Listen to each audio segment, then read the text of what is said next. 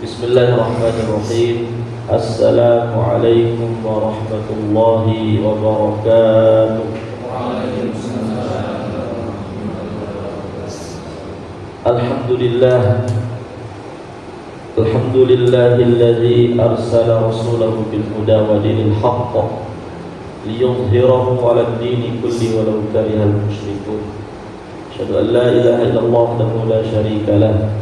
Wa asyhadu anna sayyidana wa nabiyyana Muhammadan 'abduhu wa rasuluh la nabiyya wa la rasula ba'dah.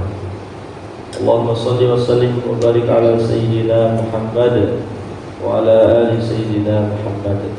Amma ba'd. Alhamdulillah, puji syukur kehadirat Allah Subhanahu wa taala yang sampai saat ini kita rasakan nikmat dan karunia-Nya, nikmat Islam, iman, sehat walafiat, nikmat panjang umur, nikmat kesempatan, nikmat waktu luang, sehingga Allah SWT takdirkan kita bisa bertemu kembali. InsyaAllah sama-sama berniat dari rumah untuk menjaga atau memperbaiki bacaan ayat-ayat suci Al-Quran, dan semoga menjadi wasilah pemberat amal ibadah kita insya Allah Subhanahu wa taala. Amin ya rabbal alamin. Salawat dan salam semoga senantiasa tercurah limpahkan kepada baginda Nabi besar Nabi Muhammad sallallahu alaihi wasallam. Kita berharap semoga Allah takdirkan kita mendapatkan syafaat dari Rasulullah sallallahu alaihi wasallam. Amin ya rabbal alamin. Sehat semua, Pak? Alhamdulillah. Dan lupa belum ada Qurannya ya.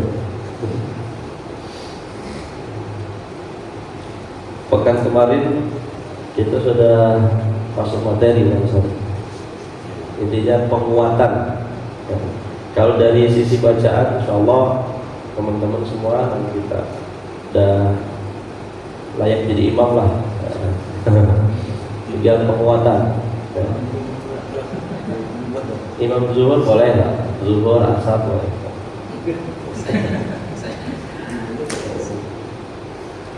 Ini penguatan materi tajwid. Saya yakin insyaallah sudah paham secara keseluruhan dalam membaca mana yang panjang, mana yang pendek, mana yang demu, mana yang samar, mana yang pantulkan. Ini hanya penguatan saja. Materinya namanya mulakhasu ilmi tajwid, ringkasan ilmu tajwid. Namun sebelum masuk ke materi, kita awali dengan suratul Fatihah bersama. Seperti biasa, saya membaca kemudian diikuti.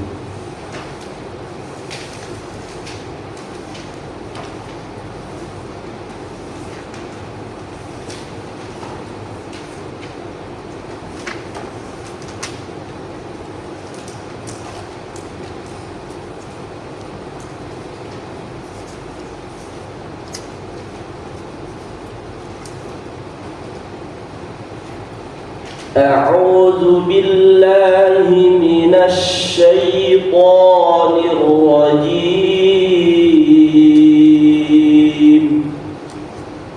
أعوذ بالله من الشيطان الرجيم. بسم الله الرحمن الرحيم.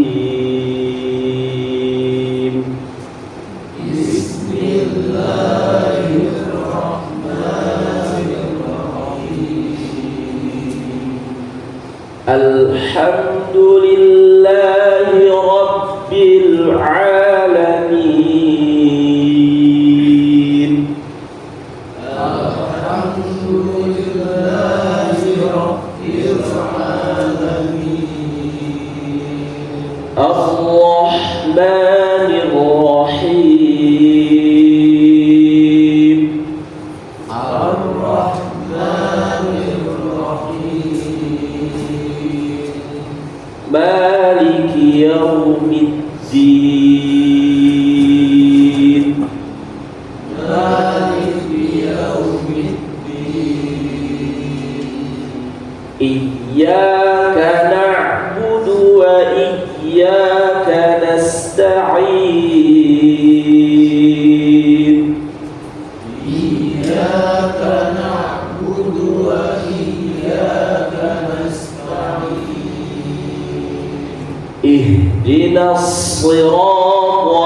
المستقيم اهدنا الصراط المستقيم صراط الذين أنعمت عليهم صراط الذين أنعمت عليهم غير المغضوب عليهم ولا الضالين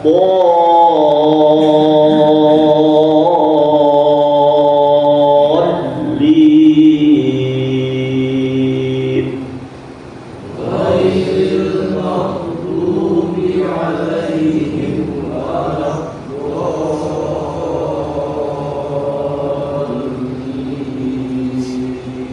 آمين.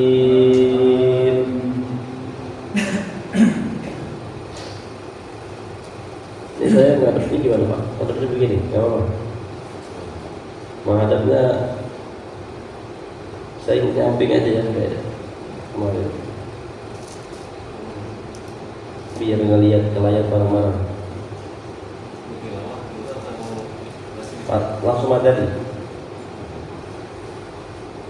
materi aja kita, insya Allah terasa cepat tuh Pak.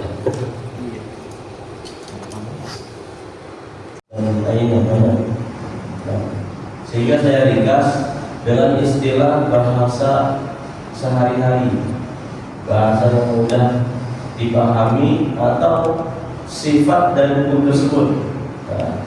Idgham bi gunnah dia punya sifat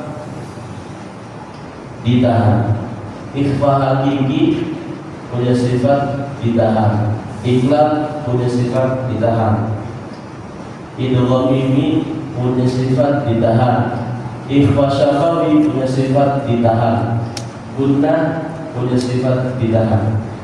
Ya. Maksudnya ditahan seperti apa? Banyak orang mengetahui itu ikhfa. Contohnya nun sukun bertemu fa, contohnya yunfiqun, tahu di ikhfa, tapi cara bacanya hanya sekedar masuk ke huruf ikhfa. Wa mimma razaqnahum yunfiqun. Secara pengertian itu belum dapat yang dikatakan sama. Untuk membentuk mewujudkan sama tersebut, maka ikhfa itu harus ditahan. Wa mimma razaqnahum yunfiqun. Jadi yun ini yang maksud ditahan. Dia nggak boleh hanya sekedar masuk. Wa mimma razaqnahum yunfiqun. Belum bisa dikatakan ikhfa. Kenapa? Karena belum masuk dari pengertian yang aslinya, yaitu samar. Nah, samar ini membentuk atau mewujudkan samar tersebut, maka harus ditahan. Begitu juga idgham bi gunnah. Wa may ya'mal, nun sukun bertemu huruf ya. Enggak boleh cuma wa may ya'mal. Wa may ya'mal mithqala dzarrah. Dia harus ditahan dulu bila lain. Wa may ya'mal mithqala dzarrah. Nah, kalau mudahnya pengertian ditahan ini membentuk huruf yang ditahan lebih dari 3 huruf, atau kalau tulisan Latinnya contohnya wa mimma kan mimnya bertasydid masuk ke sini gunnah, wa mimma atau amma yatasaalun. Untuk mengetahui ditahannya itu, maka kita perlu menyusun huruf M-nya itu lebih dari 3. Kalau cuma 2, dia belum bisa dikatakan dengan istilah ditahan. Tapi kalau lebih dari 3, maka sudah pas disebut dengan huruf yang ditahan. Wa mimma inna. Kalau hanya dua itu sebutnya bukan ditahan, tapi masuk di sini ditekan. Huruf yang ditekan, perbedaan ditekan dengan ditahan sangat berbeda sekali. Kalau ditekan, dia cukup mendobel huruf. Illa Rabbi. Nah, itu lah ya. Mir Rabbi. Kalau rohnya masuk dalam istilah ditahan, itu nggak bisa. Ya, menyulitkan lidah kita. Mir Rabbi. Atau ba coba ditahan. Rob nggak keluar suara, maka dia masuk istilah ditekan. Nah, kemarin pertemuan kemarin alhamdulillah Hidullah Bimunda, tiga istilah ini, tiga hukum ini kita sudah bahas menjadi satu istilah, yaitu ditahan. Kita bisa lihat sekilas. Nah, penyebab huruf ditahan, ini penyebabnya tasydid, mim sukun, nun sukun, dan tanwin. Ini penyebab huruf yang ditahan. Kita masuk ke huruf ditahan yang disebabkan tasydid. Ini dia penyebabnya ini. Sudah kita kenali dengan istilah gunnah. Atau kalau sulit untuk mengingat ini, cukup ingat istilah ditahan. Wan nazi'ati gharqa. Tidak boleh hanya masuk wan nazi'ati gharqa. Harus dilamain di sini. Maka disebut ditahan. Wan nazi'ati gharqa. Wan nashitati amma yatasaalun. Summa amma. Cara menyimpulkan setiap nun dan mim bertasydid maka wajib ditahan. Ini yang disebut dengan gunnah. Ini kita singkat-singkat saja, karena sudah dibahas. Contoh huruf ditahan yang disebabkan mim sukun.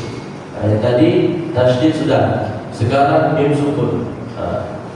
Yang disebabkan mim sukun punya dua hukum tajwid, yaitu idgham mimi dan ikhfa syafawi. Tapi kalau nama ini sulit diingat, cukup istilah ini. Idgham mimi harus ditahan, ikhfa syafawi harus ditahan. Alhamdulillah kita belajarnya sebelum masuk materi ini sudah pakai nama-nama hukum tajwid yang asli, idgham mimi, ikhfa, idgham bigunnah. Nah, ini untuk penguatan saja ya. Jadi kalau di rumah ada yang bertanya, istri, anak, cucu, kita bisa menjawab dengan metode atau kaidah ilmu tajwid yang sebenarnya. Kenapa? Bagaimana cara membaca mim sukun bertemu huruf mim hidup? Langsung ke contoh. Al-Imran ayat 22. Wa ma lahum min nasirin. Nah, di dalam Al-Quran kebanyakan mushaf atau Al-Quran setiap kalimat seperti ini selalu mimnya dipakai tasydid. Cuma kita lihat dan kita bedakan dengan contoh sebelumnya. Mim tasydid dia murni, tidak ada penyebab yang lainnya, hanya tasydid saja. Nah, kalau ini ada penyebab yang paling kuat selain tasydid, yaitu mim sukun. Sesuai dengan materi kita, mim sukun bertemu huruf mim, bukan mim sukun bertemu mim tasydid. Ya, ingat, mim sukun bertemu huruf mim, bukan mim sukun bertemu mim tasydid. Kalau mim tasydid masuknya sini. Nah, kalau ditanya kenapa idgham ini ditahan, Jawabannya bukan karena mim tasydid, karena mim sukun bertemu huruf mim. Nggak perlu diperjelas bertemu huruf mim kasrah, bertemu huruf mim fathah, bertemu huruf mim dhammah. Cukup mim sukun bertemu huruf mim. Cara bacanya seperti apa? Sama, dengan istilah ditahan. Wa ma lakum mi. Begitu juga huruf mim sukun bertemu ba. Tarmihim bihijarah, him bi. Mim sukun bertemu ba. Nah, biasanya kalau di Quran, sebagian Quran baik itu yang punya hukum iqlab atau ikhfa syafawi, dia diberikan tanda mim kecil. Nah, yang paling banyak di kalimat di hukum iqlab. Nanti kita ketemu juga dengan iqlab. Nah, ini iqlab. Nun sukun bertemu ba. Iqlab itu disebabkan nun sukun dan tanwin. Huruf iqlab hanya satu, yaitu ba. Itu ya. Wa amma man bakhila summun bukmun. Cara membacanya sama-sama ditahan. Nah, contoh di Al-Quran seperti ini, diberi kode mim kecil. Maksudnya apa? Maksudnya adalah ketika nun bertemu ba berbunyi huruf mim. Wa amma man bakhila. Nah, ada dua riwayat yang sering ditanyakan juga dengan teman-teman. Untuk pengucapan iqlab itu apakah bibirnya rapat atau terbuka? Kalau menurut saya kalau saya ngambilnya yang rapat, dua-duanya juga boleh, senyamannya. Yang nggak boleh itu yang nggak ngambil salah satu ini. Man bakhila boleh, man bakhila juga boleh juga. Summun bukmun atau summun, ada celah lubang kecil di antara dua bibir kita. Ya Pak, kita gimana tadi?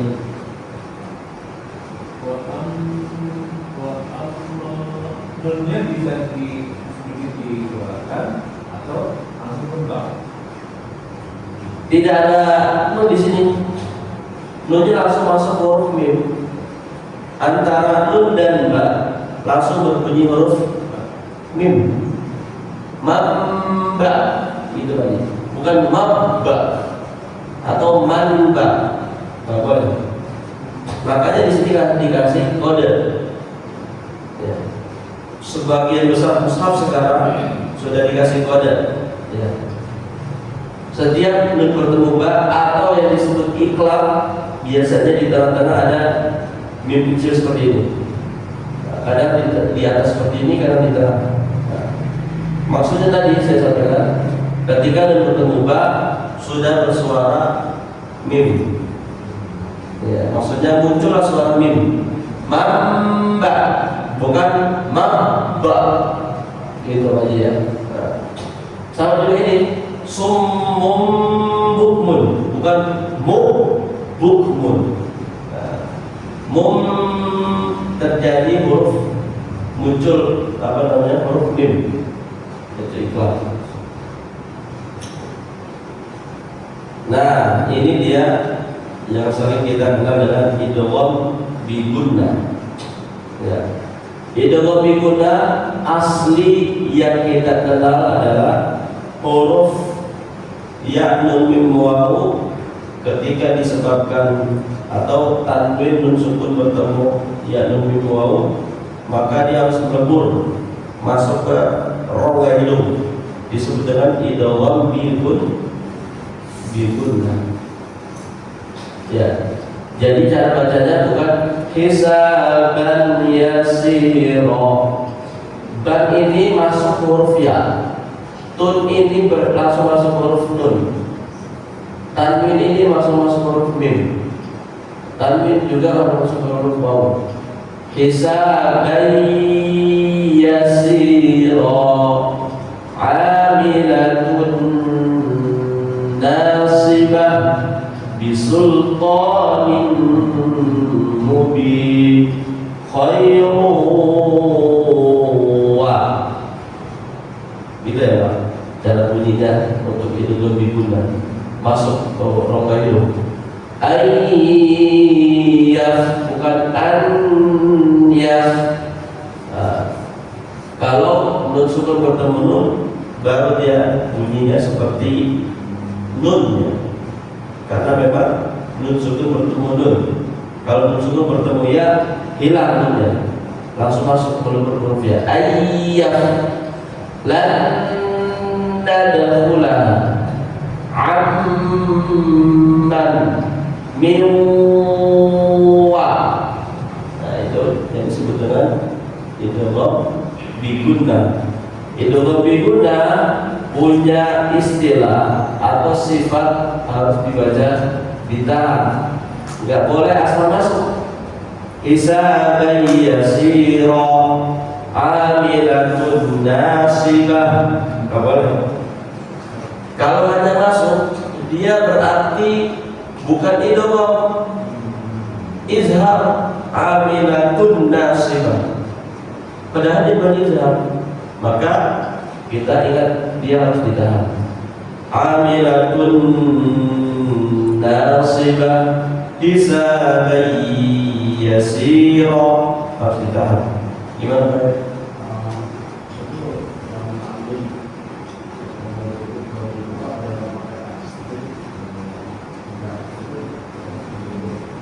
Nah, yang perlu kita ingat, huruf yang ditahan disebabkan tasydid hanya dua, nun dan mim. Yang ini Pak, kalau tasydid ya, penyebabnya tasydid disebabkan tasydid hanya dua, nun tasydid dan mim. Kalau yang tadi memang betul dan ditanyakan dari itu, ini juga bertasydid saat nun tasydid, mim tasydid, dan terkadang waw juga ada tasydidnya nih. Ini juga. Nah, kemudian cara membedakannya gimana? Kita lihat dulu, apakah nun ini huruf 4 ini ditahannya murni karena tasydid atau karena penyebab yang lain? Jadi jawabannya lagi-lagi kembali contoh huruf ditahan yang disebabkan tanwin dan nun sukun. Tanwin dan nun sukun. Tasydid ini fungsinya untuk apa? Untuk memudahkan si pembaca. Maksudnya ketika tanwin bertemu nun itu langsung masuk amilatun nasibah, hisaban yasira, bisultanin mubin. Nah, jadi masuk huruf yanmu ini Pak. Ini kalau disingkat jadi yanmu. Nah, cara menghafalnya, huruf idgham biguna, nun sukun dan tanwin bertemu huruf yanmu. Yanmu. Wow, begitu ya. Gimana ini?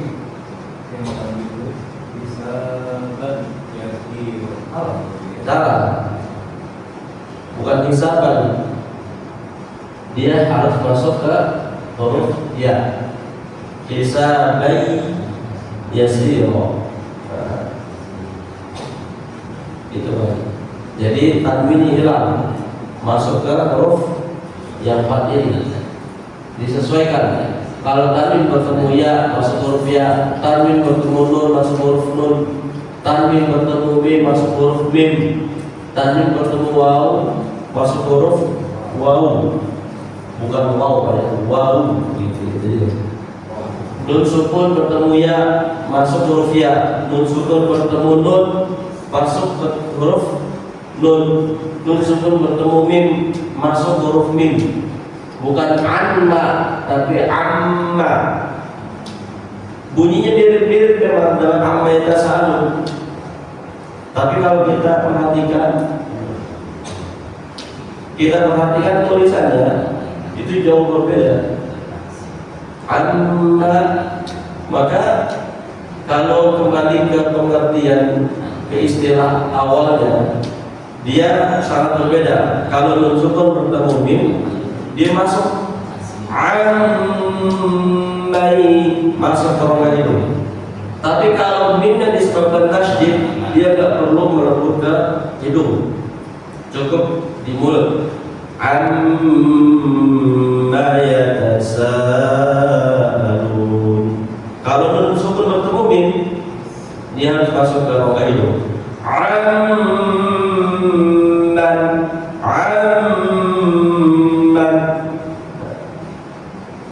Mengucapkan idgham biguna itu memang perlu rasa.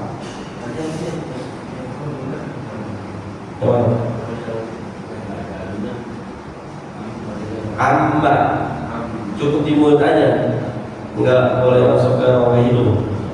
Ya. Guna itu apa namanya istilahnya? Menahan. Kalau idgham bi gunnah, meleburkan huruf yang ditahan itu. Meleburinnya kemana? Ke rongga hidung. Maka yang disebut dengan istilah idgham bi gunnah. Secara arti beda. Dan tulisannya juga beda. Tulisannya beda, arti juga beda. Ya. Tapi di sini cara pengucapannya memang kalau disimpulkan simpelnya mirip dengan mim bertasydid. Amma dengan nun bertemu mim. Kalau kembali ke istilah dasarnya, idgham biguna itu jauh sekali. Kalau nun sukun bertemu mim, dia harus melebur ke hidung. Amma. Membedakannya seperti apa? Kalau idgham biguna, kalau kita masukkan ke rongga hidung, terasa getar hidung. Amma. Tapi kalau bukan idgham biguna, dia tidak ada rasa getar, hanya di mulut. Amma yatasaalun. Apalagi kalau perbedaan ikhfa dengan idgham biguna, jauh sekali beda. Ya. Baik, kita langsung ke ini dia ikhfa. Cicilan ya. Cicilan. Dia berapa nomornya Pak ikhfa? 15. Nah, kalau ingin menghafal, kalau saya mengurutkan biasanya bukan seperti ini. Ya. Mengurutkan sesuai dengan urutan huruf hijaiyah yang terdekat. Tasajim kan dekat tuh. Tasajim dia berurutan posisinya. Dal, zal, zai. Kemudian sin, sod, ya. Sin, shin, sin, shin, sod, do. Dia berdekatan tuh. Sin, shin, sod, do, to, zo. Langsung yang ketiga terakhir fa, qaf, kaf. Ya. Kalau ini tidak berurutan. Sod, zal, za, kaf, shin, qaf. Tapi masing-masing beda-beda cara untuk menghafalnya.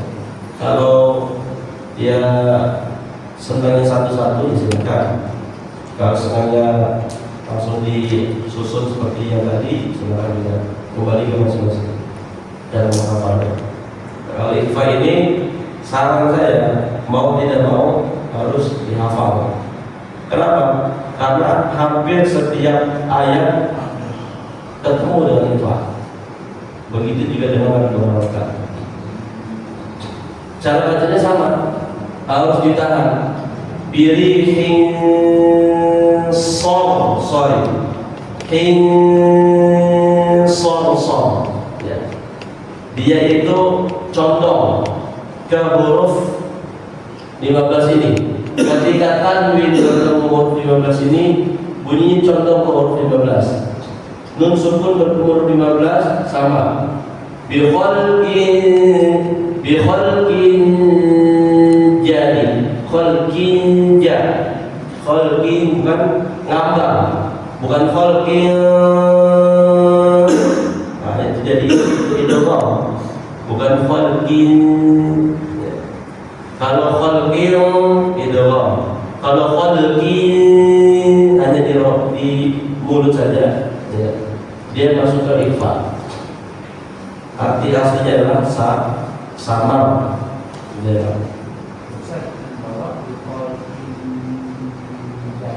Khalqin ja. Nah. Tapi itu kan hanya bertemu saja ya. Ya, disebabkan tanwin. Nah. Bukan dan kan maksudnya ada dan syukur ada. Ini sebelahnya. Oh, maksudnya di kalimat itu Tidak. Nah, setiap ikhfa itu penyebabnya biasanya satu-satu. Kalau giliran ketemu tanwin ya tanwin saja. Kalau nun sukun seperti ini. An-sadduku an-ja'ahu. Nah, makanya untuk yang disebabkan nun sukun ini dibagi dua tabel. Kadang nun sukunnya satu beda kalimat gitu Pak ya. An-ja. Nunnya murni, misah gitu maksudnya. Dan kadang ada yang satu kalimat. Cara penulisan aja sebetulnya ini. Tapi secara praktek membacanya sama. Gitu. Gitu Pak ya. Nah, jadi kesimpulannya istilah tajwid yang ditahan ini sudah selesai. Kita masuk materi yang hari ini, istilah dibaca panjang. Dibaca panjang ini penyebabnya alif, waw, dan ya. Dia syaratnya harus sukun. Tapi kalau di dalam mushaf Madinah atau mushaf seperti ini sekarang, ini kebanyakan alif dan waw ya ini tidak ada tanda sukunnya Pak. Dia begini aja, gundul, nggak dipakein sukun, gitu aja. Nah, ini doma terbalik. Ini simbol seperti ini. Kalau saya mengenal simbol ini, saya bilang ini adalah huruf ya, tapi versi lain. Kenapa huruf ya? Karena nanti kita lihat penyebabnya persis banget seperti ya ini. Langsung ke contoh aja. Nah, ini Pak.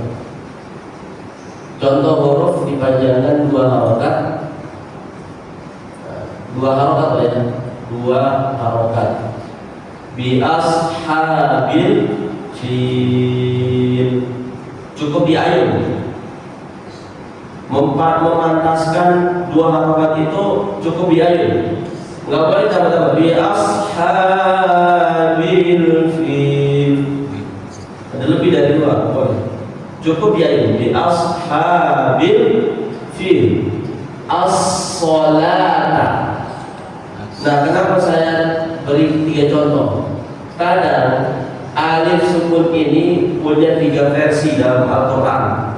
Cara penulisannya, terkadang dia murni seperti bentuk dia, wujud aslinya panjang, dan terkadang hanya pendek seperti ini Pak.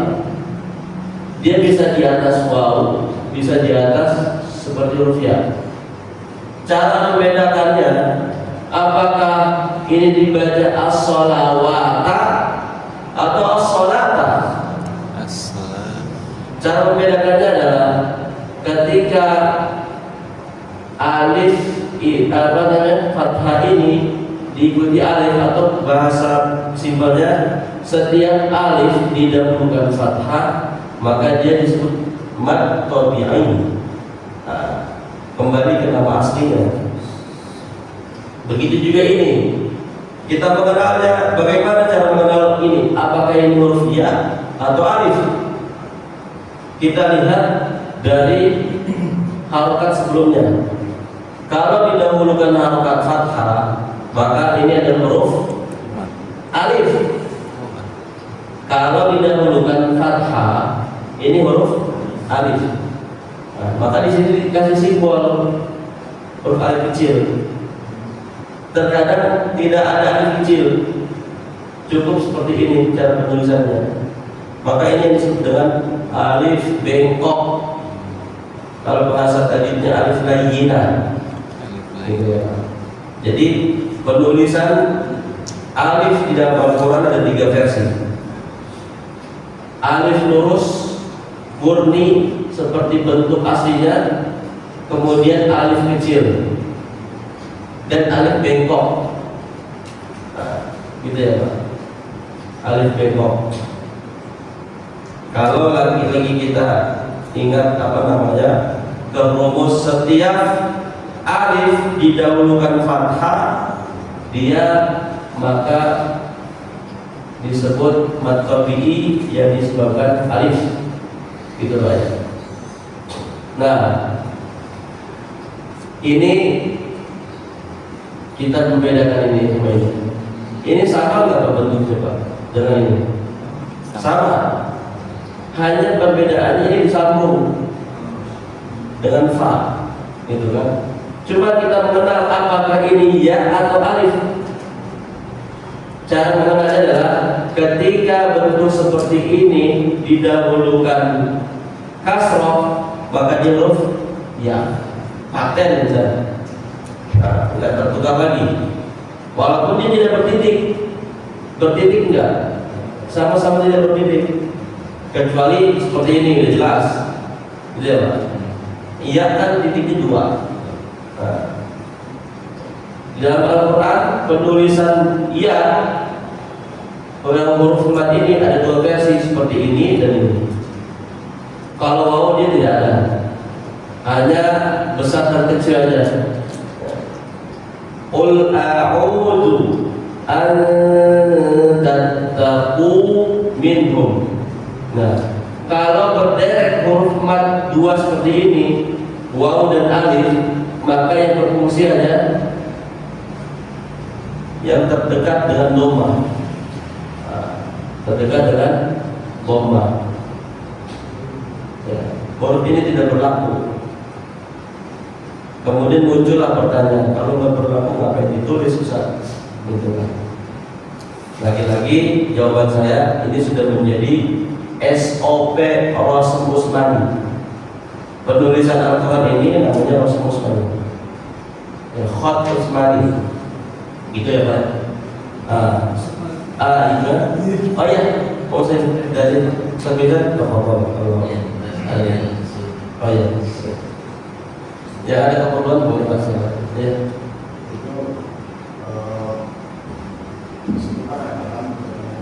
Ya.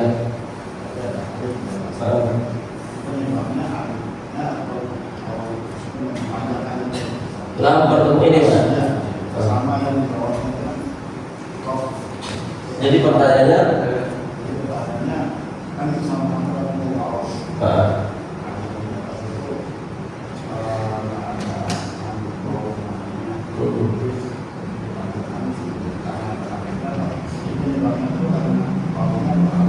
baik, rumus begini. Rumus mengenal apakah ini disebabkan waw atau alif gitu Pak ya. Setiap huruf mad yang didahulukan fathah, maka ini penyebabnya alif. Setiap huruf mad ini saya sebut huruf mad, gitu ya. Mad, alif waw ya ini huruf mad. Maka kalau ditanya berapa huruf mad? Huruf mad hanya 3, alif waw ya. Dalam prakteknya, bagaimana cara mengenal huruf mad yang disebabkan alif? Setiap huruf mad yang berupa alif, dia pasti didahulukan harokat fathah, gitu ya. bi asha as-shalah wat taqwa. Kalau huruf yang disebabkan waw, dia pasti didahulukan dhamma. A'u tattaku tuhu hu, gitu Pak. Jadi penyebabnya yang disebabkan wawu pasti didahulukan dhamma. Yang disebabkan huruf ya panjang 2 harokat disebabkan ya pasti didahulukan kasroh. Gimana? Ya, panjang 2 harokat. Tapi kalau di sini dikurangi juga halaman Anda kalau itu halaman sipil awal. Oh, Itu ada tanda waktu juga. Biasanya pelan nanti umum kalau ada di sipil istilahnya itu ya. Kalau dibaca langsung itu adalah pendek mustadir. Kalau berhenti dibaca mustaqil. kalau dibaca berhenti dipanjang. Iya, kalau langsung baca pendek. Iya. Ada sipil tertanya. Nah, yang perlu kita perhatikan, setiap hukum tajwid dia mempunyai pengecualian. Nah, huruf mad juga sama. Huruf mad dia mempunyai pengecualian. Alif kalau dia tidak dibaca panjang, biasanya dikasih bulatan di sini. Contohnya anak kalau dia dibaca panjang, dibaca waqaf dia berhenti, maka dibaca panjang anak. Kalau dia dibaca wasol dilanjutkan, anaknya tidak terbaca panjang, dia langsung dibaca anak. Nggak boleh anak. Biasanya kita temui itu di dalam Al-Quran huruf na, nun, kemudian dia ikuti alif, kemudian ada bulatan yang kecil, gitu ya. Nah begitu juga ini contoh lan nad'uwa yang tadi saya bacanya inna samuda kafaru rabbahum. Kalau dia dibaca pendek atau dibaca waqaf, maka dia dibaca panjang lan nad'u. Tapi kalau dibaca wasal, dia dibaca pendek lan nad'uwa. Inna samuda kafaru rabbahum, tidak dibaca inna samuda. Maka di sini dikasih kode bulatan kecil seperti huruf o, apa namanya, di huruf nol lah, karena dinonjol ya. Salasila kalau dibaca waqaf. Tapi kalau dibaca wasol itu lanjut di apa namanya, tidak berhenti lah. Salasila wa adlala, salasila dia dua dan nad'uwa. Nah, di sini sebetulnya masuk ke gharib perbedaan. Iya. Dia masuk ke gharib dengan istilah setiap tulisan anak dia dua dan nad'uwa salasila maka dibaca pendek. Kalau dibaca wasol, kalau dibaca waqaf dia dibaca panjang. Lan nad'u liyarbu salasila inna samud. Inna samuda, inna samuda. Nah, kalau dibaca waqaf as-sabila billahi dzununa. Nah, ini kan kalimatnya di surah ke-33 ayat 10. Billahi dzununa hunalika. Kalau kita lanjutin ke kalimat setelahnya hunalika, maka az-zununa ini dibaca pendek. Az-zununa hunalika. Tapi kalau kita berhenti di zununa, maka dibaca panjang. Billahi dzununa. Agar memudahkan, coba lihat di Al-Quran halaman halaman surah ke-18 ayat 14. Surah 18. Surah 18 itu surah apa ya? Al-Kahfi.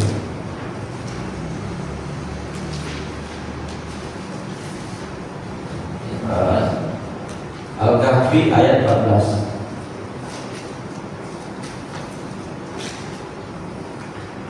Nah, memang tajwid ini sahabatnya seperti ini, kita bedah Al-Quran satu-satu.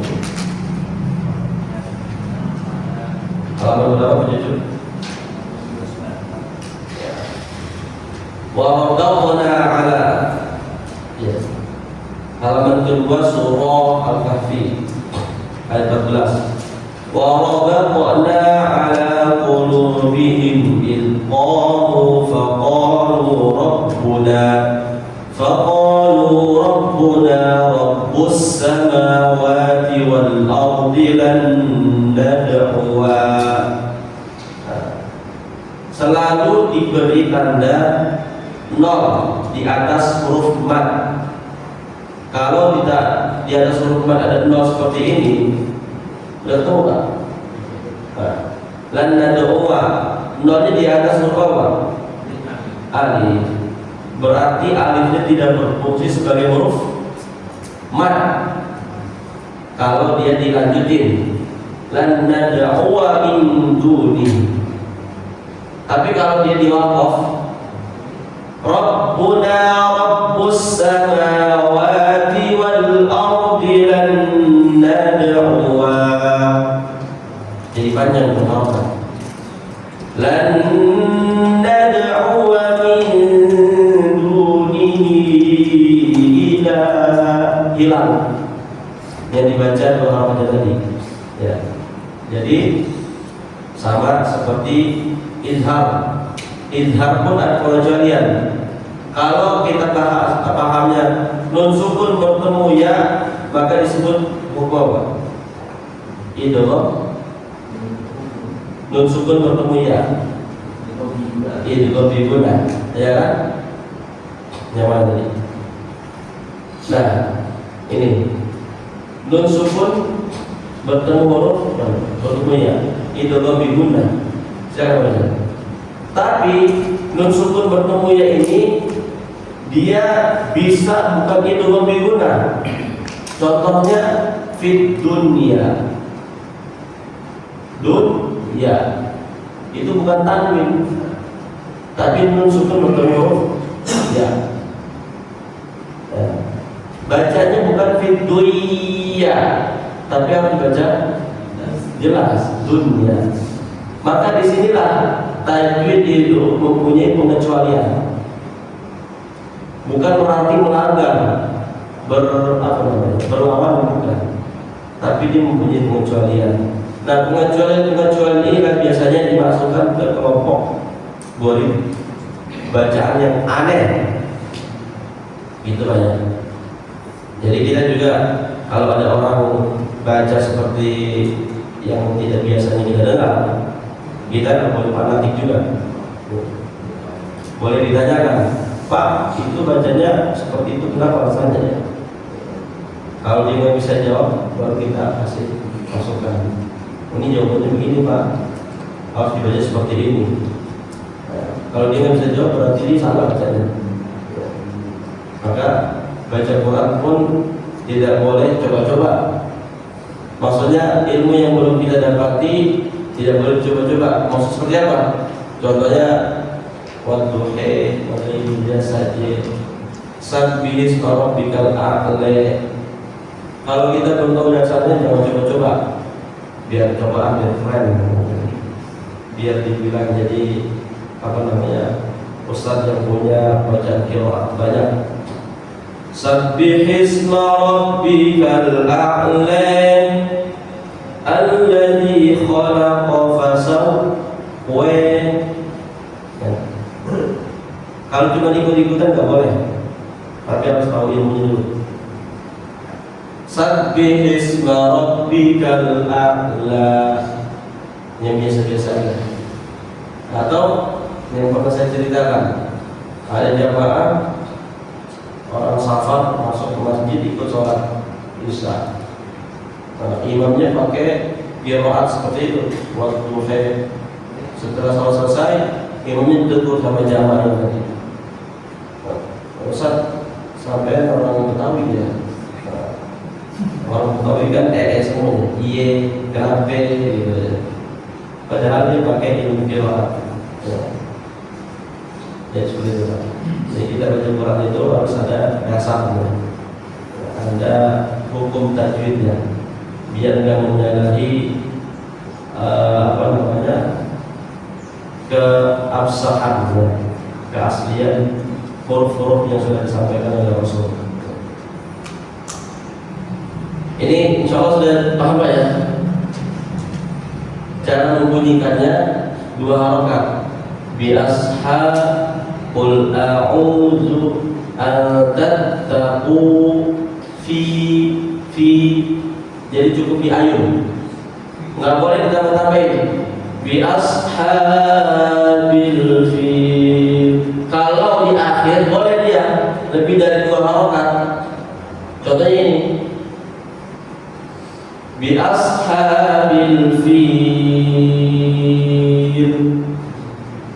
Kalau di akhir lebih dari 2 harokat boleh. Dengan syarat apa? Lamnya tidak dibaca, disukun. Tapi kalau dibaca dia nggak boleh 2 harokat, nggak boleh lebih dari 2 harokat.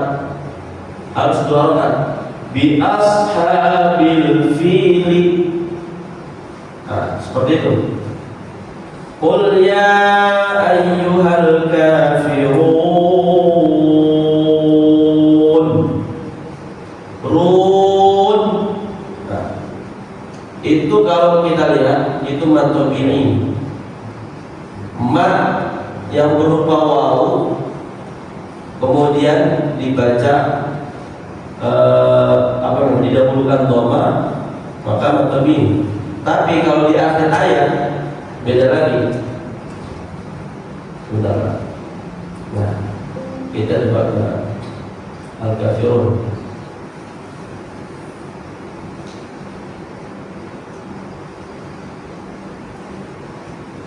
Al-Ma'un, Al-Kafirun. Nah.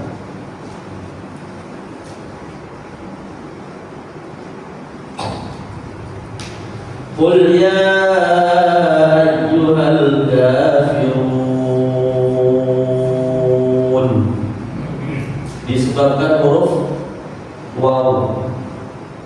Kalau dia pengertiannya ini mad tabi'i, maka naknya harus dibaca. Qul ya ayyuhal kafirun la runala. Gitu ya.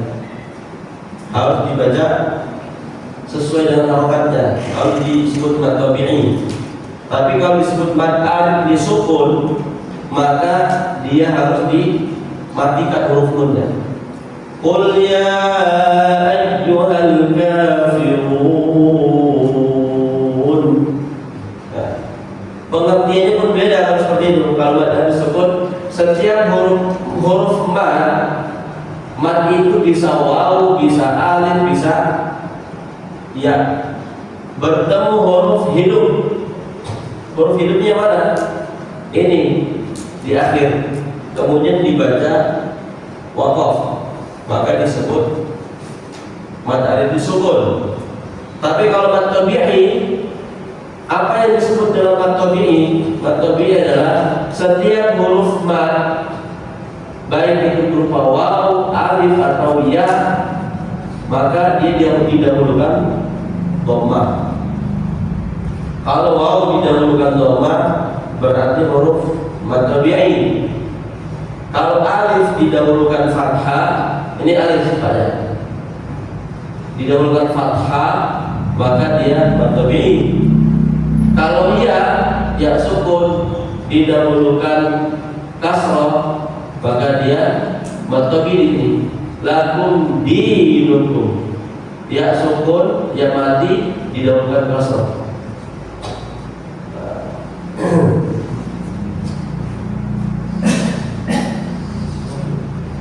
kita lihat lagi.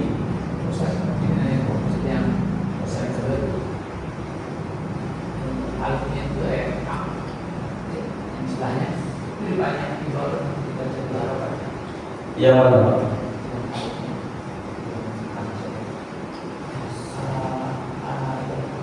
Iya, dua harakat.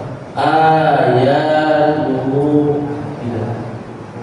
A-nya panjang karena ada alifnya sempurna. Ayatuhu. Sama-sama dua harakat ya. Lagi-lagi kita lihat cara penulisan alif. Ada yang murni panjang seperti ini, ada yang kecil. Ini juga sama. Ini murni panjang, ada yang kecil. Ayatuhu. Ada seperti ini. Seperti rupiah. Ini dua harakat. Nah, ini masih dua harakat. Kenapa saya sebutnya rupiah? Karena penjelasannya sama. Kalau simbol seperti ini didahulukan kasroh, maka dia dibaca dua harakat. Ummiyina, yina, gitu Pak. Diayun. Ummiyina aslamtum, bukan ummi. Jadi harus diayun dulu. Yina. Untuk memfungsikan huruf mat ini bukan huruf mat sebetulnya, simbol aja, tapi ini bisa dipanjang-panjang dua harakat. Dan ini jelas dhamma terbalik. Fa anta lahu tasadda, hu tasadda. Ini dua harakat selesai, yang dua harakat selesai, dua harakat selesai. Alif, waw, ya, dan simbol seperti ini itu dua harakat. Kalau yang 6 harakat terakhir Pak.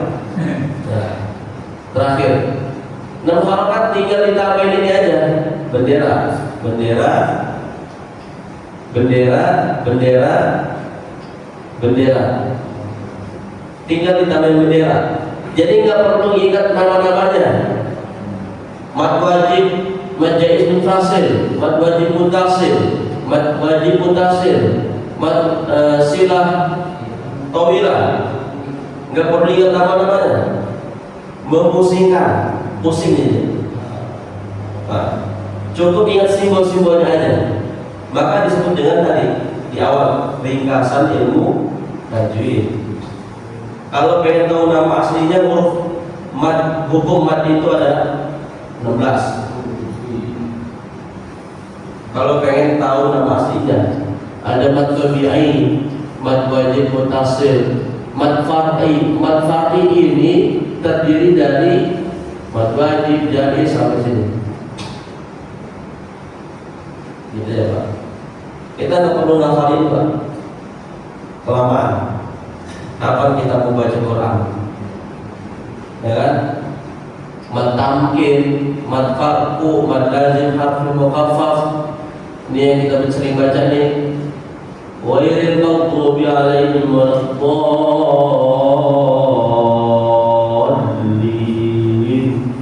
Nah, ini dia punya hukum nama aslinya. Lazim musaqqal ilmi. Kita nggak perlu ingat itu namanya. Yang perlu kita ingat, dia disebabkan bendera dibaca 6 harakat. Artinya kesimpulan seperti itu. Mengenal huruf dibaca 2 harakat dan 4 sampai 6 harakat. Nah, tinggal ditambahin bendera. Selesai Pak. Jadi materi kita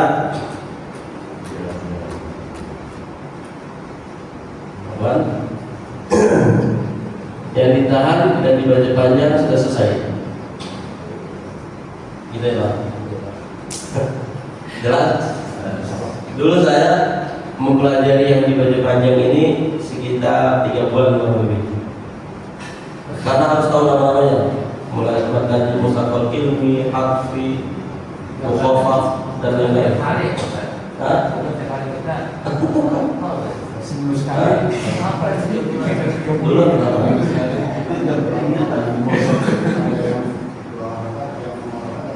nah gini, setiap mat yang diikuti bendera tadi Pak, itu berapa harakat yang terakhir? 6. Tapi itu bisa dibaca 4, bisa dibaca 2. Dengan catatan apa? Harus konsisten. Kalau 2 semua, kalau 4 semua, kalau 6 semua. Jangan dicampur. Kalau lagi mood pakai 6, kalau nggak mood ya pakai 2 aja cepat. Kalau lagi tilawah, saya sarankan pakai yang 4 harakat aja. Tilawah Ramadan umpamanya kan, inna a'tainakal kautsar, itu 4. Kalau inna a'tayna itu 2. Inna a'tainakal kautsar, itu pakai 6. Ya. Kalau tilawah Ramadan kan kita pengennya banyak targetnya Pak gitu ya. Maka kita ringkas. Jadi boleh 2 rakaat, boleh 4. Intinya konsisten. Mulai dari Al-Fatihah sampai Anas, bacanya mau pakai yang mana? 4, 2, atau 6, konsisten. Kalau yang akhir ayat terakhir bebas boleh. Ya, pada hari sebut. Sama, harus konsisten juga. Konsisten. Alhamdulillahi Rabbil Alamin, Ar-Rahmanir Rahim, Maliki Yawmiddin. Alhamdulillahi Rabbil Alamin.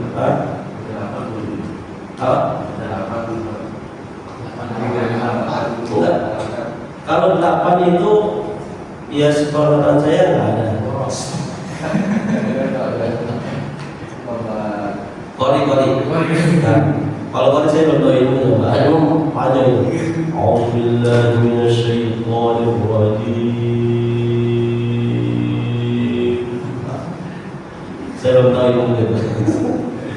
Mungkin ada dasarnya di ilmu qiraat itu ada mungkin. Cuma saya belum pernah belajar.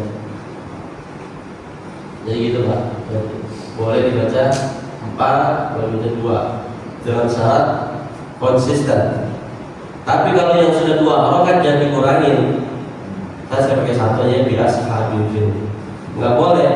Kalau 2 harakat itu 2 harakat. Jangan dikurangin. Udah enggak ada tawar-menawar di situ. Cukup Pak ya? Alhamdulillah. 2 materi dengan istilah dibaca di tahan dan dibaca panjang sudah selesai. Nah saya Ustaz Cucu, sorry, kedepannya beberapa pertemuan berikutnya pengen menyelesaikan materi dulu untuk penguatan aja. Setelah itu kita kembali tilawah seperti biasa, gitu Pak ya. Iya, pemulus saja. Sekarang saya ini. Tapi ini mohon Pak, yang sudah saya tulis ini cuma sampai sini, sampai poin 4, 5 dan 6 saya belum lengkapi. Karena saya pikir ini insya Allah paling mudah.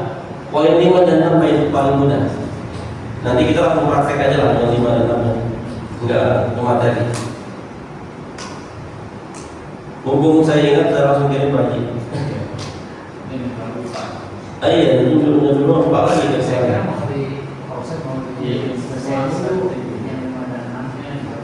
Oh enggak. Bisa juga sih saya selesaikan, tapi apa?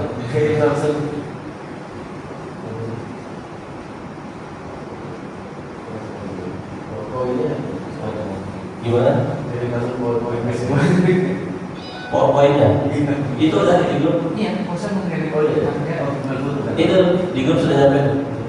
Ringkasan tajwid. bagus. Ya, biar lebih iya.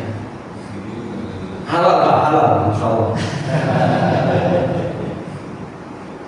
Halal. Ada copyright ya, maksudnya di dari apa tadi kita sepakati nggak boleh harus ada ini royal ke pausan.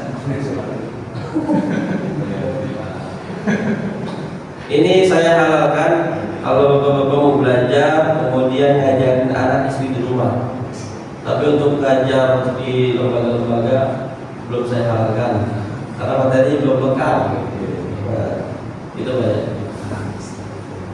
Khawatir nanti jadi perdebatan gimana gitu kalau di luar. Karena materinya belum saya lengkapi. Tapi nggak apa-apa, ini untuk pembelajaran di luar lagi tilawah bisa dipakai. Baik, kita akhirkan alhamdulillah. Alhamdulillahirabbil alamin. Subhanakallahumma wa bihamdika asyhadu an la ilaha illa anta nastaghfiruka wa natubu ilaik. Wassalamualaikum warahmatullahi wabarakatuh. Waalaikumsalam. Itu direkam dulu. Iya. Siap, Pak. Saya juga kayaknya pamit tidak sampai